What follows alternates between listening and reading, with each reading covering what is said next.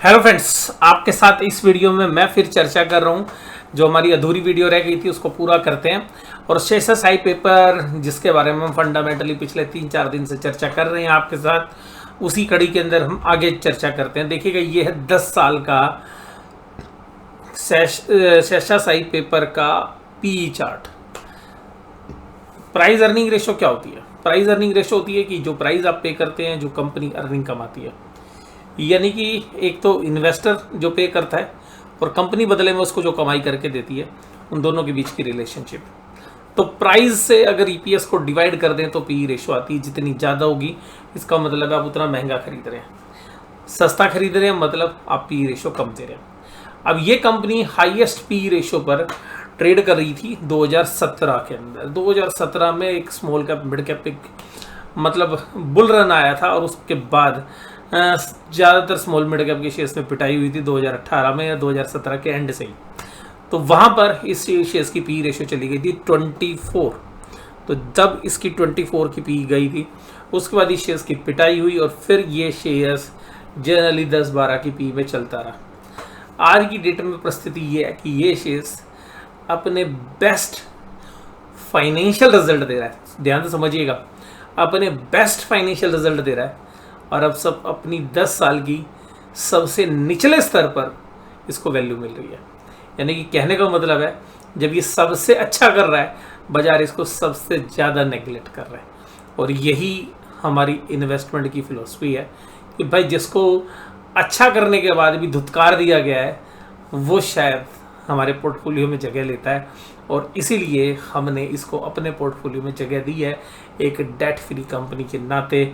अगर हम इसकी 10 साल की बीपी रेशो देखें एवरेज, तो वो 10 टाइम्स आती है और शेयर मिल रहा है हमें आधी कीमत पर, अगर वैल्यूशन वाइज तो 5 टाइम्स। तो ये है इसकी वैल्यूशंस का पहला पैरामीटर जो हमारे शेयर पसंद करने का एक मुख्य कारण भी रहा है। 10 साल का ये हमने इसकी मार्जिन रेशियोस निकाली है। मार्जिन रेशियो में सबसे पहले आता है जो सेल्स में से कॉस्ट ऑफ गुड्स सोल्ड, यानी कि माल की लागत को मैनेज करते हैं, जिसको बोलते हैं ग्रोस प्रॉफिट। और उस ग्रोस प्रॉफिट को जब सेल से डिवाइड कर देते हैं उस रेशियो को बोला जाता है ग्रोस प्रॉफिट रेशियो। अगर कामकाजी मुनाफा यानी कि सेल्स में से कॉस्ट निकाल दें और जो ऑपरेटिंग एक्सपेंसेस है उनको भी निकाल दें, यानी कि कॉस्ट प्लस ऑपरेटिंग एक्सपेंसेस जिसको हम ऑपरेटिंग कॉस्ट बोलते हैं, उसको अगर सेल्स में से माइनस कर दिया जाए तो वो होता है ऑपरेटिंग प्रॉफिट। और उस ऑपरेटिंग प्रॉफिट को अगर सेल से डिवाइड करते हैं तो उस रेशियो को बोला जाता है ऑपरेटिंग प्रॉफिट रेशियो। और एक शुद्ध मुनाफा जिसको हम बोलते हैं पैट, यानी कि सभी खर्चे, सरकार को टैक्स, डिवेंचर होल्डर्स को ब्याज देने के बाद जो राशि बचती है शेयरहोल्डर्स के लिए, यानी कि जिसको हम पैट बोलते हैं। और उस पैट को यानी कि प्रॉफिट आफ्टर टैक्स को जब हम डिवाइड करते हैं सेल से तो पैट रेशियो आती है। अब यहाँ पर ध्यान रखिएगा, ग्रोस प्रॉफिट रेशियो हालांकि 2020 के अंदर एक उछले स्तर पर गई थी जब रॉ मटेरियल की कीमत काफ़ी कम हो गई थी और सेल प्राइस ठीक मिल रहे थे। हालांकि उस पीरियड को हटा दें तो आज की डेट में ये कंपनी तकरीबन अपनी एवरेज ग्रोस प्रॉफिट रेशियो से ऊपर ट्रेड कर रही है, जो तकरीबन 37-38% के आसपास बनती है। ऑपरेटिंग प्रॉफिट यानी कि जो कामकाजी मुनाफा है वो भी 25% के आसपास बना हुआ है। और जो नेट प्रॉफिट रेशियो है वो भी तकरीबन 16-17% के आसपास बना हुआ है। तो अपने बेस्ट नेट प्रॉफिट रेशियो दे रही है, बेस्ट ग्रोस प्रॉफिट रेशियो दे रही है और बेस्ट ऑपरेटिंग प्रॉफिट रेशियो दे रही है। लेकिन बाजार में शेयर का बेस्ट भाव नहीं है, बाजार ने इसको अभी सही कीमत नहीं दी है। और मुझे लगता है कि बाजार इसको सही कीमत देर सवेर देगा। बाजार में इरेशनलिटी ज़्यादा समय तक नहीं रहती है और जब बाजार में रैशनलिटी आएगी तो हमें लग रहा है इसके अंदर एक अच्छे ग्रोथ पोटेंशियल बनेंगे। अब बात करते हैं प्राइस टू बुक वैल्यू, यानी कि जो बैलेंस शीट की कीमत है और जो बाजार की कीमत है उसके बीच की रिलेशनशिप। प्राइस मतलब बाजार का भाव, बुक मतलब बैलेंस शीट के अंदर शेयर्स की कीमत। तो बैलेंस शीट के हिसाब से ये शेयर्स की कीमत और बाजार भाव में ये तकरीबन 2.2 तक ट्रेड करता हुआ नजर आया था 2017-18 में। अब ये शेयर्स वहाँ से गिरता गिरता देखिएगा 1.4 प्राइस टू बुक है। मैं ये तो नहीं कहूँगा लिस्ट 1 पे आ गया है, लेकिन आपको बाजार में बहुत ही कम ऐसे शेयर्स मिलेंगे जहाँ पर आपको प्राइस टू बुक वैल्यू 1.4 मिलेगी। और इसका जो मीन है वो 1.1 है। अगर उस एंगल से देखेंगे तो थोड़ा सा महंगा लगेगा, बट हमें लगता है कि जिस तरीके के पिछले साल में रिजल्ट आए हैं और अब जिस तरीके से इलेक्शन में हम उम्मीद कर रहे हैं कि पेपर का एक अच्छा यूज़ बढ़ने वाला है, हमें लगता है कि न्यू एजुकेशन पॉलिसी में पेपर की डिमांड बढ़ने वाली है। तीसरी बात क्या है कि इन्होंने रॉ मटेरियल के ऊपर जो बैकवर्ड इंटीग्रेशन किया, जो हम इस वीडियो के हिस्से में आपके साथ चर्चा करेंगे, तब आपको थोड़ी सी और बात समझ में आएगी कि तो ये मुझे लगता है कि ये वैल्यूएशन जस्टिफाइड नहीं है over a longer period of time. अगर हम एक बात करें, जब इस तरीके की परफॉर्मेंस आती है तो हमें अगले 2 साल के दौरान इस शेयर्स के अंदर एक अच्छी खासी री रेटिंग होने की संभावना नजर आती है, जो कि ऊपर की तरफ इसके शेयर्स के भाव को ले जा सकती है। 10 साल के अंदर भी अगर हम मार्केट कैप टू सेल्स देखें तो ये सेल के सामने मार्केट कैप की 1.8 तक गई हुई है, अभी ये तकरीबन 1 के आसपास है, तो अपनी जो एवरेज है उसी के आसपास ये ट्रेड कर रहा है। अब बात करते हैं कि इसने जो पिछले 5 क्वार्टर में रिजल्ट दिए हैं उसमें क्या खास था। सारी की सारी सेल्स पिछले 5 क्वार्टर में 400 करोड़ रुपए से ऊपर है। सारे के सारे 5 क्वार्टर्स के अंदर से अगर हम 4 क्वार्टर में देखें तो ऑपरेटिंग प्रॉफिट मार्जिन 20% से ऊपर है। एक क्वार्टर ऐसा था जहां पे 17% थी। उसके बाद अगर हम ये मान के चलें कि भाई जो नेट प्रॉफिट है वो कितना रहा है, अगर हम इसके पिछले 4 पीरियड का एवरेज वर्कआउट करें तो तकरीबन 100 करोड़ रुपए एक क्वार्टर का आता है, यानी कि साल भर का 400 करोड़ रुपए का आता है। और कंपनी अभी 2300 कुछ करोड़ रुपए ट्रेड कर रही है, तो मात्र 5.5 टाइम्स के आसपास की पी रेशो पर ये कंपनी ट्रेलिंग 12 मंथ्स बेसिस पर काम कर रही है। वैल्यूएशंस कहीं पर भी महंगे नहीं है और कैश फ्लोज मैंने आज डिस्कस नहीं किए हैं, कैश फ्लो काफ़ी ज़बरदस्त है। प्रमोटर की होल्डिंग 42% है, एफआईआईज की होल्डिंग 12.86 है और तमिलनाडु प्रमोशन बोर्ड्स की, जो तमिलनाडु का एक ऑर्गेनाइजेशन है जो गवर्नमेंट का, उसके पास 14% होल्डिंग है। इसके अलावा जो डीआईआईज है उनको ये ज़्यादा पसंद है नहीं शेयर, बट हमें लगता है कि जिस तरीके का आउटलुक आ रहा है एफआईआईज इसको पसंद कर रहे हैं। फॉरेन की कुछ यूनिवर्सिटीज़ हैं जिनके पास इसकी होल्डिंग है, उन सबको देखते हुए हमें लग रहा है कि डीआईएस का भी रुझान इस शेयर्स की तरफ आ सकता है। लेकिन क्योंकि म्यूचुअल फंड्स के जो रूल्स हैं स्मॉल और मिड कैप के लिए, वहाँ पर इंडिया के जो म्यूचुअल फंड्स हैं उनके रूल रेगुलेशन ऐसे हैं जहाँ पर कि बहुत छोटी कंपनीज़ में निवेश करने में हमारे जो फंड मैनेजर हैं वो कतराते हैं। बट फिर भी हमें लगता है कि यहाँ पर एक रुझान पॉजिटिव आप आने वाले समय में देखते हुए नजर आएंगे। 1 या 2 क्वार्टर में जैसी और परफॉर्मेंस इंप्रूव होगी, हमें लगता है कि एक अच्छी जो है आउटकम्स जो हैं इनफ्लोज के डीआईज की तरफ से भी आते हुए नजर आएंगे। आप देखिएगा इस कंपनी के अंदर अगर हम पैट की रेशियोज़ की बात करें तो देखिएगा पिछले कुछ सालों के पैट रेशियोज़ हैं, तो जो बता रहे हैं कि 18% है, 7.5, 12, 12.5, 14, 14.1, इसको हम एक चार्ट के माध्यम से समझते हैं। और देखिएगा मैं आपको एक सबसे खास बात बताता हूँ, ये बहुत कारगर रहेगा आपके लिए। कंपनी की नेट वर्थ साल दर साल देखो कि कितनी बढ़ रही है। जितनी नेट वर्थ बढ़ रही है तो लॉन्गर पीरियड ऑफ टाइम में अगर आपका शेयर का भाव उतना नहीं बढ़ रहा है तो शेयर का भाव वो ग्रोथ भी देगा जो पीछे हुई है, यानी कि जो एक मिसमैच हुआ है, और दूसरा शेयर का भाव वो भी देगा जो फ्यूचर में होगा ग्रोथ। तो ये ध्यान रखिएगा, इसलिए जो शेयर्स हैं वो मल्टी बैगर्स होते हैं, क्योंकि वो पीछे की जो ग्रोथ है उसको इग्नोर करके आए हैं, और जब वो ग्रोथ देने पर आते हैं तो इस पिछली ग्रोथ को भी शेयर प्राइस में इंक्लूड करते हैं, आगे को भी इंक्लूड करते हैं, उसके बाद उसकी पी रेटिंग भी होती है। इसीलिए जो शेयर्स हैं आप देखते हैं बहुत बार मल्टीफोल्ड हो जाते हैं, मल्टी बैगर्स बन जाते हैं। और आप बहुत बार पूछते सर ऐसा क्या हो गया कि एक ही तब साल के अंदर शेयर्स 5 गुना चल गया और उसको पहले कोई रिकॉग्नाइज ही नहीं कर रहा था। यही होता है शेयर बाजार में, जब रिकॉग्नाइजेशन मिलती है तो फिर वो इस तरीके से मिलती है।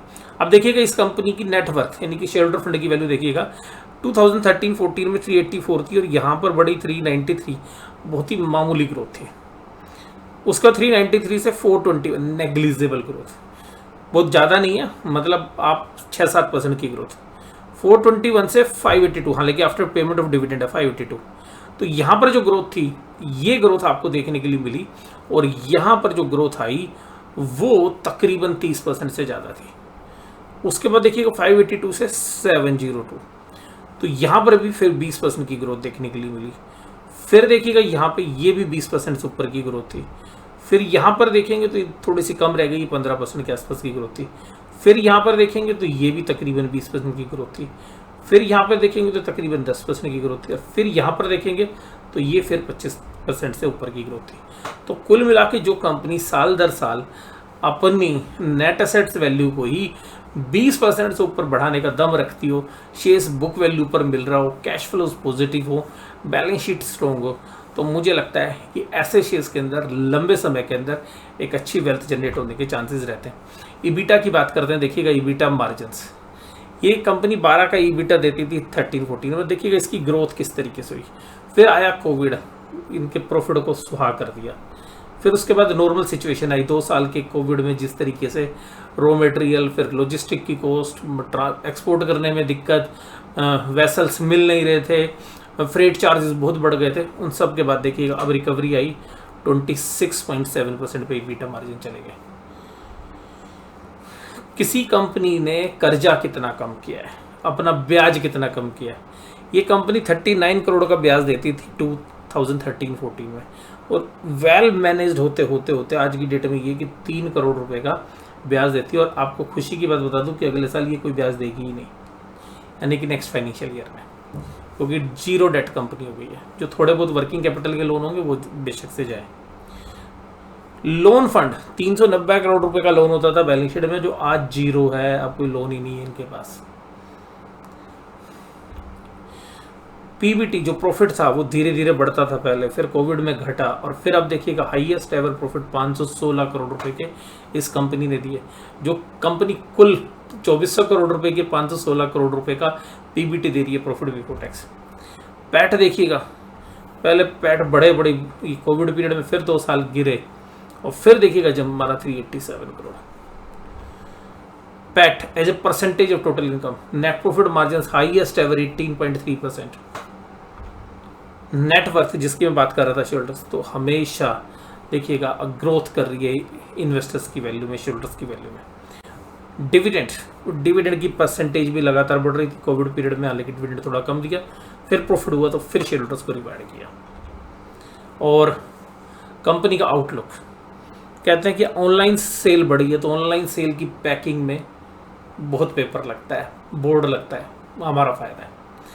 हायर पैकिंग डिमांड, पैकेजिंग की बहुत अच्छी डिमांड है, चाहे वो फूड में देखें, नॉन फूड आइटम्स में देखें।